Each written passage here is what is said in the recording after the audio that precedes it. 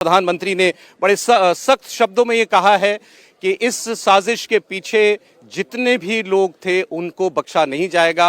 मुझे पूरा यकीन है, उन्होंने कहा कि हमारी एजेंसियां बहुत जल्द उन तक पहुंचेंगी और उन सब का हिसाब किया जाएगा। अंग्रेजी में भी उन्होंने अपने इस बात को दोहराया। सभी लोगों के लिए बहुत अहम है। सदियों से भारत और भूटान का संबंध बहुत ही गहन, आत्मीय और सांस्कृतिक नाता रहा है और इसलिए इस महत्वपूर्ण अवसर पर शामिल होना भारत का और मेरा कमिटमेंट था। लेकिन आज मैं यहां बहुत भारी मन से आया हूं। कल शाम दिल्ली में हुई भयावह घटना ने सभी के मन को व्यथित कर दिया है। मैं पीड़ित परिवारों का दुख समझता हूं। आज पूरा देश उनके साथ खड़ा है। मैं कल रात भर इस घटना की जांच में जुटी सभी एजेंसियों के साथ, सभी महत्वपूर्ण लोगों के साथ संपर्क में था, विचार विमर्श चलता था, जानकारियों के तार जोड़े जा रहे थे। हमारी एजेंसियां इस षड्यंत्र की तह तक जाएगी। इसके पीछे के षड्यंत्रकारियों को बख्शा नहीं जाएगा। All those responsible will be brought to justice.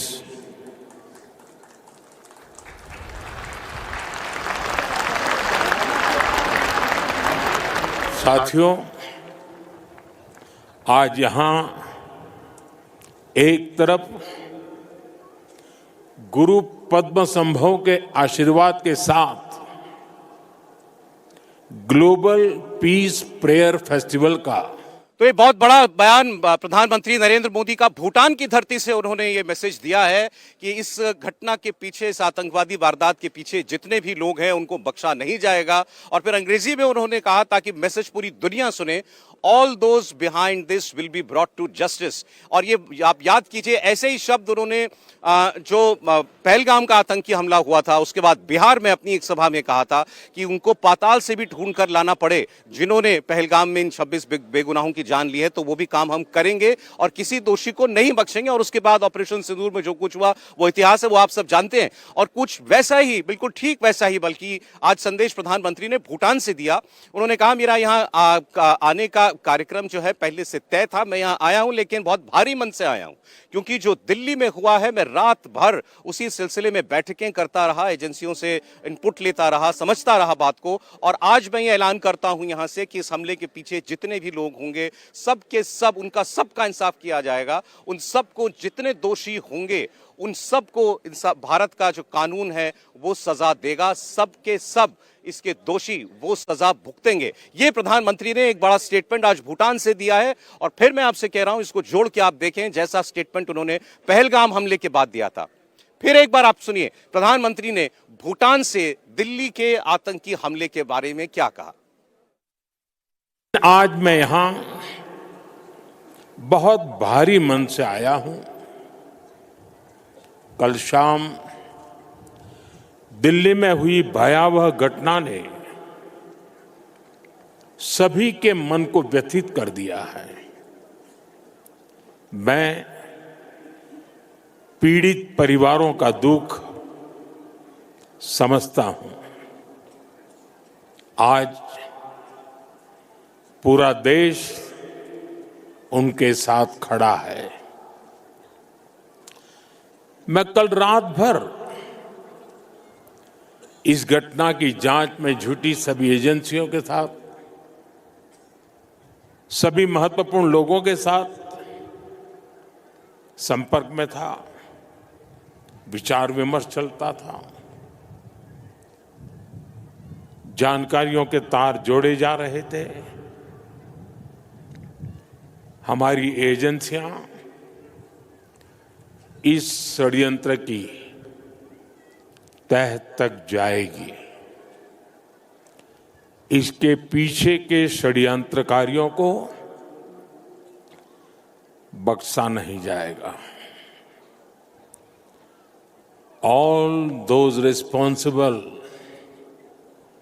will be brought to justice. तो प्रधानमंत्री का संदेश बिल्कुल साफ है और वो संदेश दिल्ली के इस धमाके के पीछे के गुनहगारों तक बिल्कुल स्पष्ट तौर पर पहुंच भी गया होगा। इस पर हम लोग आगे बात करेंगे, लेकिन मैं अभी आपको फरीदाबाद लेकर के चलता हूं, जहां पर इस घटना से जुड़े हुए, इस वारदात से जुड़े हुए सारे किरदार फरीदाबाद के अल-फलाह यूनिवर्सिटी से जुड़े हुए पाए गए और उसके आसपास के इलाके में, गांव के इलाकों में इस वक्त एक बहुत सघन तलाशी अभियान चल रहा है, पुलिस की तरफ द्वारा चलाया जा रहा है। मनीष भट्टाचार्य वहां मौजूद हैं। मनीष, क्या अपडेट है फरीदाबाद से?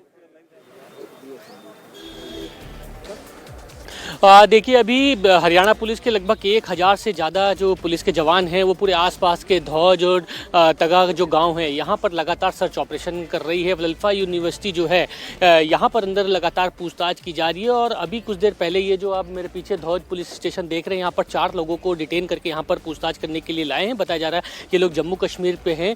खासतौर पर डॉक्टर उमर और डॉक्टर जो मुजम्मिल, जो इन लोगों का जो कनेक्शन है, इस पर तमाम चीज़ों की कड़ियाँ जोड़ी जा रही है। और इससे बड़ी बात यह है कि जिस तरीके से मुजम्मिल अंदर यूनिवर्सिटी के अंदर उसके नाम पर हॉस्टल था और बाहर भी कमरा जो किराए पर लेके रखा था, ऐसे उन लोगों की शिनाख्त की जा रही है कि कौन कौन ऐसे यहाँ पर स्टूडेंट हैं जिन्होंने अंदर तो हॉस्टल भी है लेकिन बाहर भी कमरे किराए पर लेके रखा हुआ है, उसके बारे में पूछताछ की जा रही है। कुल मिलाकर जो तफ्तीश है, सबसे बड़ी जो जांच है, जो सबसे बड़ा सर्च ऑपरेशन है, वो इसी पूरे गाँव और इसी यूनिवर्सिटी के इर्द गिर्द हो रही है और यहाँ से तमाम लोग हिरासत में ले जा रहे हैं। लेकिन कुछ ऐसे नाम हैं जिनके बारे में अभी सबसे ज़्यादा तफ्तीश जुटाई जा रही है। डॉक्टर शाहीना, डॉक्टर उमर, मुजम्मिल से कनेक्शन, आमिर, और ये जो फ़ोटो खास तौर पर जो फरीदाबाद के पास जो गाड़ी जहां से खरीदी थी वो फ़ोटो, तो ये पूरे ट्रायंगुलर जिस तरीके से सिचुएशन बन रहा है उसकी कड़ियाँ जोड़ी जा रही हैं। और जो गांव है, जो लगातार जहां पर सर्च ऑपरेशन किया जा रहा है, वहां से उन लोगों को उठाया जा रहा है जिनके बारे में अभी आइडेंटिटी कुछ नहीं मिल पाई है। जम्मू कश्मीर के लोग यहाँ पर क्या कर रहे हैं, खासतौर पर जब यूनिवर्सिटी के अंदर है तो बाहर कमरे में क्या कर रहे हैं, ऐसे 4 लोगों को उठाया और बताया जा रहा है कि लगातार यहाँ पर सर्च ऑपरेशन में कुछ लोगों को हिरासत में लिया जा रहा है। जी, ये सभी जो कैरेक्टर हैं इस पूरी साजिश के, कहीं ना कहीं इस अल-फलाह यूनिवर्सिटी से जुड़ते हैं। ये सभी लोग, doctor Muzammil, doctor Adil, doctor Shaheen, ये सब लोग कितने वक्त से यहाँ पर इस यूनिवर्सिटी से जुड़े हुए थे या फरीदाबाद में एक्टिव थे, इसके बारे में कुछ पता चला मनीष? देखिए, अभी पुलिस कुछ भी कहने को तैयार नहीं है, लेकिन आसपास जो लगातार हम लोग जो बातचीत करने की कोशिश कर रहे हैं अपने सोर्सेज से, उन लोगों से, वो ये कह रहे हैं कि ये इंटरकनेक्टिविटी इन लोगों की बनी हुई थी, काफ़ी दिनों से यहाँ पर थे। जैसे कि डॉक्टर उमर है और मुजम्मिल है, और ये लोग पहले भी इन्होंने मेडिकल की पढ़ाई भी की थी साथ में, और उसके बाद यहाँ पास के ही गाँव से जिस तरीके से विस्फोटक सामग्री मिली, उसके बाद इस गाड़ी के बारे में, तो ये कहीं ना कहीं जो छानबीन है इसी पैराफेरल में जहाँ पर एक्टिविटी है वहाँ पर ही सबसे ज़्यादा हो रही है। और जिस तरीके से सघन तलाशी और सर्च ऑपरेशन चल रहा है, एनआईए की टीम है, इंटेलिजेंस की टीम है, क्राइम ब्रांच की टीम है, उससे ऐसा लग रहा है कि कहीं ना कहीं कड़ियां जिस तरीके से मिल रही हैं, बहुत जल्द कुछ ना कुछ एक बहुत बड़ा खुलासा हो सकता है कि ये कनेक्टिविटी कहां तक के जुड़ी हुई है, कौन कौन लोग हैं, गांव में ऐसे कौन लोग हैं जो अंदर हॉस्टल पे जो ये लोग थे इनसे जुड़े हुए थे। डॉक्टर शाहीना जिनकी गाड़ी से जो तमाम हथियार बरामद हुई थी, ये कहाँ हैं, ये क्या कर रही हैं, इसके डॉक्टर उमर से क्या कनेक्शन है, मुजम्मिल से क्या कनेक्शन है, इन तमाम सवालों का जवाब आना बाकी है। लेकिन सबसे पहले जवाब उन लोगों से लिया जा रहा है जो इन लोगों से कनेक्ट थे और हॉस्टल के, इस यूनिवर्सिटी के जो कैंपस है उसके बाहर थे, जो यहाँ पर लोग रह रहे थे, उनके बारे में पूछताछ की जा रही है। और जो कि जम्मू कश्मीर के हैं, वो यहाँ पर क्यों रह रहे थे, अंदर के लोगों से उनसे क्या बातचीत हो रही है, मुजम्मिल या अनवर से या उमर से क्या लेना देना है, इस तरीके के नाम से कहीं ना कहीं इनका जो है संबंध मिल रहा है इन लोगों का। इसीलिए एक के बाद एक इन लोगों को हिरासत में लिया जा रहा है। 4 लोग जो मैंने अभी देखा, जो कि हरियाणा के पुलिस के जो भारी जो फोर्स थी वहाँ पर डिप्लॉय थी, उन्हें गाँव से उठाया और सीधे यहाँ पर पीछे थाने थाने में लेकर आए हैं उसे क्राइम ब्रांच की टीम पूछताछ कर रही है और माना जा रहा है कि पूछताछ में कई बड़े खुलासे भी हो सकते हैं।